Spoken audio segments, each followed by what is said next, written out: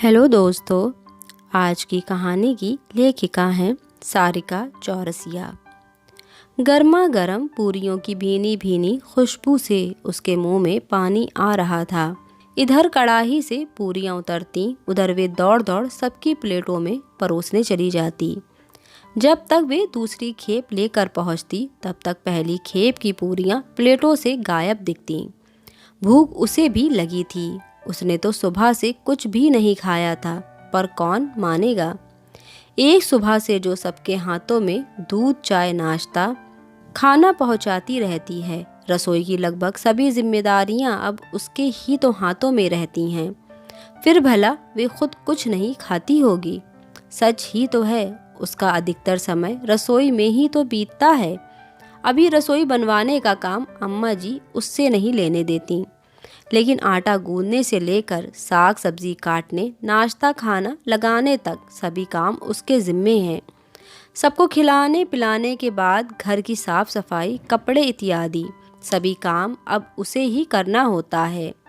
सुना है पहले कोई काम वाली बाई लगा रखी थी, पर जिस दिन से उसका गृह प्रवेश हुआ है इस घर में, उसने कभी काम वाली बाई को देखा नहीं। तब से सब दिशा निर्देश वही संभाल रही है। हाँ, एक दिन अम्मा जी के पास किसी औरत को बैठे देखा था उसने। उसके लिए चाय पानी लेकर गई। जब वे गई थी तो कैसे तो उस औरत ने उसे ऊपर से नीचे तक घूर कर देखा था और उसके पलटते ही अम्मा जी से कहा था, किधर से ढूंढ कर लाई हो अम्मा जी? बड़ी दुबली पतली है, घर संभाल लेगी? प्रश्न हवा में तैर गया था। औरत जात घर संभालना पेट से सीख कर आती है। बिटिया अमीर की हो या गरीब की, सब आ ही जाता है। गरीब के घर की बिटिया है, अम्मा जी ने धीरे से कहा था। सबने खाना खा लिया था और टेबल पर प्लेटों में ढेर सारा झूठा खाना पड़ा था, जिसे उसको ही साफ करना है। मिठाई का आखिरी टुकड़ा मुंह में घुलाते हुए अम्मा जी सोफे पर से ही चिल्लाईं, जरा जल्दी सब निपटाया करो, इतनी देर से झूठे बर्तन ही नहीं समेट पा रही, नज़र बस खाने पर ही लगी रहती है। इतना खाती हो फिर भी मरियल ही बनी रहती हो। कहते हुए अम्मा ने डिनर पार्टी की अगली पेशकश आइसक्रीम की तरफ अपना ध्यान आकर्षित किया और अम्मा का समर्थन करते हुए खिलखिलाते बच्चे आइसक्रीम की ज़्यादा भरी कटोरियाँ चुनने में व्यस्त हो गए। भूख अब बर्दाश्त के बाहर थी और कमज़ोरी सी महसूस हो रही थी। अचानक उसे कुछ चक्कर सा आया और उससे टकरा कर मोनू के हाथ से आइसक्रीम की कटोरी गिर पड़ी और अगले ही क्षण मोनू ने उसे धक्का सा दे दिया और गला फाड़कर रोने लगा। मोनू को रोता देख चाची जी और चाचा जी का मूड खराब हो गया और वे अम्मा जी पर बड़बड़ाने लगीं। अम्मा जी, इसने जानबूझकर मेरे बेटे की आइसक्रीम गिरा दी, किसी को भी खुश होते नहीं देख सकती ये। अम्मा जी, आप भी जाने किसको उठा लाईं, सोच समझ कर निर्णय लेना था। कमी थोड़ी ही है, एक ढूंढो हजार मिलती। आई भी तो ये, अब सारी जिंदगी झेलो इसको। अम्मा जी ने भी सहमति देते हुए बिना कारण जाने उसे ही 100 बातें सुना दी। इन्होंने ही तो हामी भरी, तभी तो वे इस घर में आई, कोई अपनी मर्जी से तो वे आई नहीं। अपमान की पीड़ा से नजरें झुकाए वे किसी तरह रसोई में चली जाती है। उसने सबकी नजरें बचा स्लैब पर रखी पूरी हाथ में उठा ली और जैसे ही मुंह तक ले जाती है, किसी के आने की आहट पर झट से वापस रख देती है। आज सबसे लाडले मोनू का जन्मदिन है और मोनू के दोस्तों के लिए घर में पार्टी रखी गई थी और अब हर कोने में झूठे प्लेट्स, कोल्ड ड्रिंक्स के ग्लास और गिफ्ट के फटे रैपर फैले हुए थे। उन सबको समेटते, रसोई के बर्तनों को मांजते, किचन साफ करते उसे रात के 11 बज गए। उसने रसोई में चारों तरफ नजर दौड़ाई। एक तरफ प्लेट में खाना लगा हुआ था।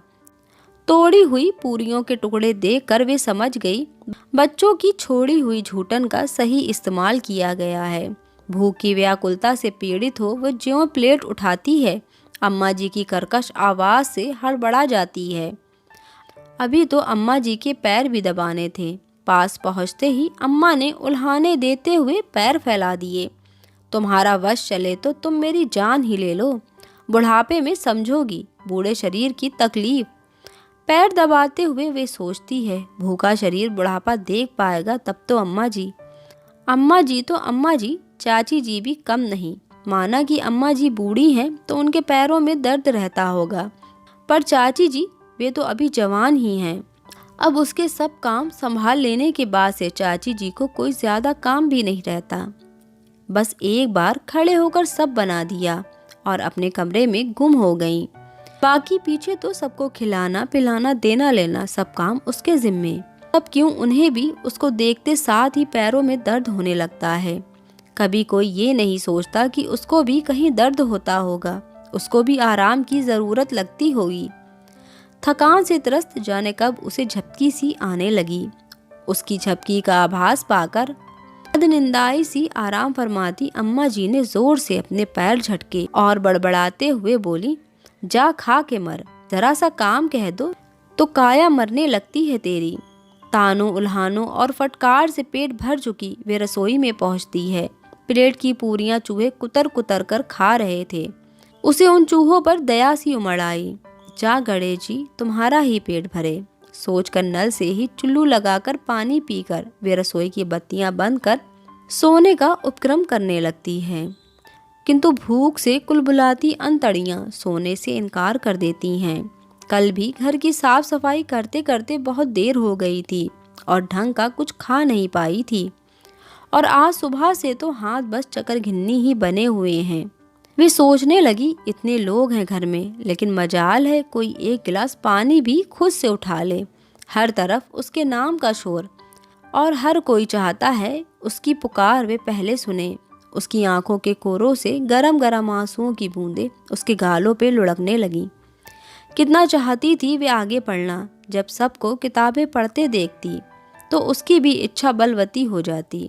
कई बार उसने दबी जबान से कहा भी था, पर आंखें तरेर कर सब पूछते, पढ़कर तुम क्या करोगी, बस घर के काम अच्छे से करो, यही ढंग से कर लो तो बहुत है। जिस दिन से वे इस घर में आई है, आई क्या लाई गई है, तब से लेकर आज तक किसी ने भी प्यार से दो बोल नहीं बोले होंगे।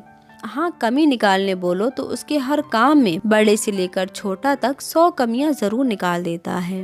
ये भला मानो कि हमने तुम्हारे लिए हाँ कर दी, वरना जाने किसके घर जाती, कैसा जीवन होता। वे सोचती, जब तक माँ के पास थी माँ ने तो कितना प्यार दिया, कभी कोई काम भी नहीं कराया। अब यहाँ अचानक से सब काम, सीखते सीखते ही तो सीखूंगी। कल ही की बात है, रोटी जल गई थी मुझसे। कितनी बातें सुननी पड़ी। माँ कहती थी, बिटिया अभी पढ़ो, जब वक्त आएगा तब सब सीख जाओगी। पर नहीं जानती थी माँ कि ये वक्त अचानक से ही आ जाएगा। आज माँ बहुत याद आ रही है। धीरे से उठती है, नाइट बल्ब की धीमी धीमी रोशनी चारों तरफ बिखरी है। दबे पांव वे रसोई तक पहुंचती है। धीरे से रसोई की चटकनी खोलती है। उसे अभ्यास हो गया है रसोई की हर व्यवस्था का। सेल्फ के ऊपर बनी अलमारियां टटोलती है, सब बंद है, जिनमें सूखे नाश्ते भरे डिब्बे सजे रहते हैं। अक्सर इनसे सजी ट्रे लेकर जाया करती है मेहमानों के लिए, पर कभी चखा नहीं कैसा स्वाद होता होगा इन डिब्बों में बंद नाश्तों का। बंद अलमारियों से वे हताश होती है। फ्रिज भी चाबी से बंद कर चाबी हटा दी जाती है, क्योंकि बच्चे रात में आइसक्रीम कोल्ड ड्रिंक्स चट कर जाते हैं और सुबह बीमार होकर स्कूल की छुट्टी कर जाते हैं। सेल्फ के नीचे बनी सूखे अनाजों की एक अलमारी खोलने की कोशिश करती है। हाल ही में अम्मा जी ने इसमें ही गुड़ का डिब्बा भरकर रखवाया था, उसी से चलो एक डली गुड़ ही खाकर सो जाया जाए। भूखे पेट को किसी पल चैन नहीं। नाइट बल्ब की मध्यम रोशनी में ठीक से न दिख पाने से हाथ से डब्बा छूट जाता है। तभी रसोई की बड़ी बत्ती जल उठती है। गृह स्वामी और गृह स्वामिनी, जिन्हें वे चाचा जी चाची जी कहती है, दोनों जलती नजरों से उसे घूरते खड़े हैं। वे समझ जाती है अब आज एक ही चीज बड़ी सरलता से पेट भर मिलेगी, और वो है मार। ये मनिया है, उम्र यही कोई 12 बरस, रमा और जुगराज की इकलौती बिटिया। पढ़ने के कुशाग्र मनिया स्कूल से जब लौटती तब अपनी माँ के हाथों से ही निवाला खाती। चौकीदार गरीब पिता ने बड़े प्यार से अपनी लाडली का नाम मणि रखा था। मणि माता पिता का अनमोल रतन। पिछले बरस माता पिता को कोरोना डस गया।